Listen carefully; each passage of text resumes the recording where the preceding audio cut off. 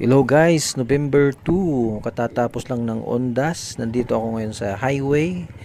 Galing ako sa bilihan ng karne dito sa Barangay Kuliling, barangay namin. Ito't pauwi na ako kasi may salo-salo kami. Kasi nandito yung mga kapatid ko, nandito lahat. Magluluto daw sila. At eto, pauwi na ako. Andito tayo sa itong dinadaanan ko ngayon. Bagong ginagawang kalsada. Magsisilbing shortcut ito papuntang bahay namin. Kaso hindi pa tapos, pero pwede nang dumaan. At trip kong dumaan lagi rito kasi nature lover ako. Ang dami pang mga puno sa paligid. Marami kang madadaanan na hindi masyadong hindi tulad dun sa highway na dinadaanan ko talaga na maraming sasakyan, nakakatakot minsan lalo na pag bus ang kasalubong mo. Dito wala halos mga sasakyan kang masasalubong. Kasi bara-barangay ka dadaan sa mga sitio-sitio, mga ganun. Bali, nandito na tayo sa sitio. Parang sitio sa Pinit. Ay, hindi, barangay sa Pinit pala. Katabing barangay namin. Tingnan nyo guys, napaka pa siya. Yung ambience ng lugar. Napaka nature pa tignan.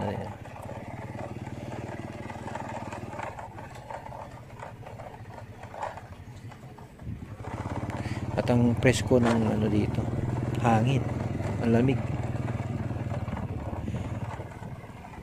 Yan, lawak na bukid.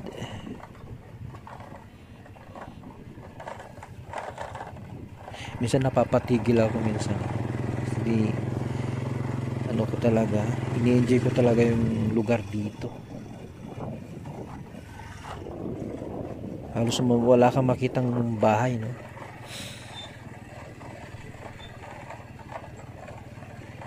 Kaya gustong-gusto ko talaga dito dumaan. Kasi halos walang sasakyan.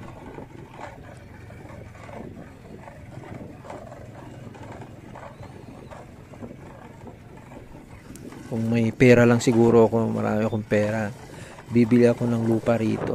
Tapos patayo ko ng bahay dito sa maluwang na kabukiran. Total may tabing kalsada, parang masaya rito. Sus, nangarap na naman tayo. Okay guys, so enjoy niyo yung namin, lugar namin, no.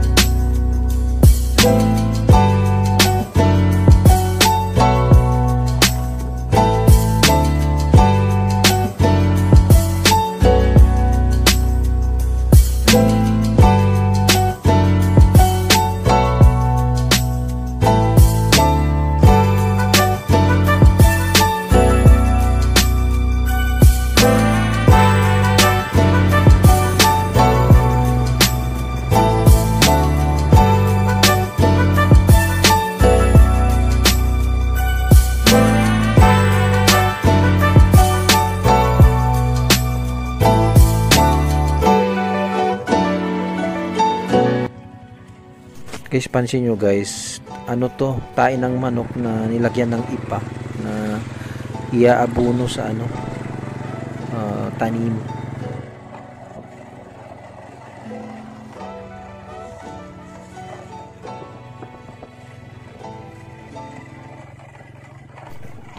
At guys, sa lugar na to, ano, maraming estudyanteng namamasyal dito, lalo na pag walang pasukan.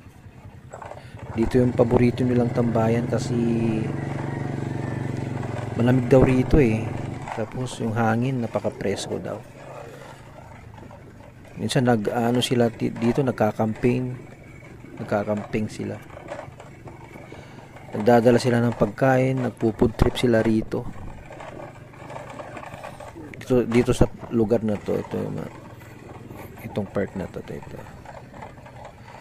Kaso nga lang ang problema, nagtatapon-tapon na lang sila ng basura rito minsan. Gagalit yung may lupa.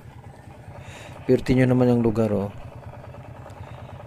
Napaka green ng lugar, oh. Napaka presko. Ngayon wala akong makitang estudyante kasi nasa nasa bahay sila. Siguro mga mayang hapon, nagtatapon sila ng mga basura nila pag pinagkainan nila. Yun lang hindi maganda pag dito sila nagpo-food trip.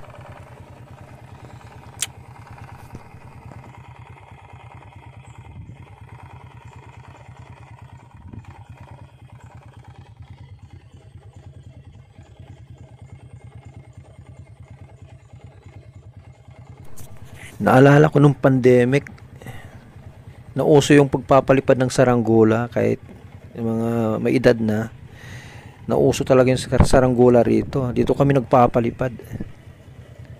Nakakamiss talaga yung time na yun. Maluwang kasi yung lugar, guys. Pati ako nakiuso magpalipad ng saranggola nung time na yun. Kaya pinamili ko. Naantay na ng mga kapatid ko. Luluto daw kami.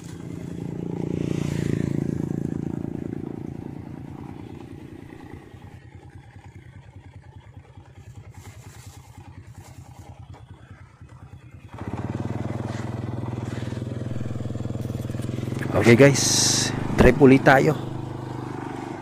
Nag-aantay na yung mga utol ko.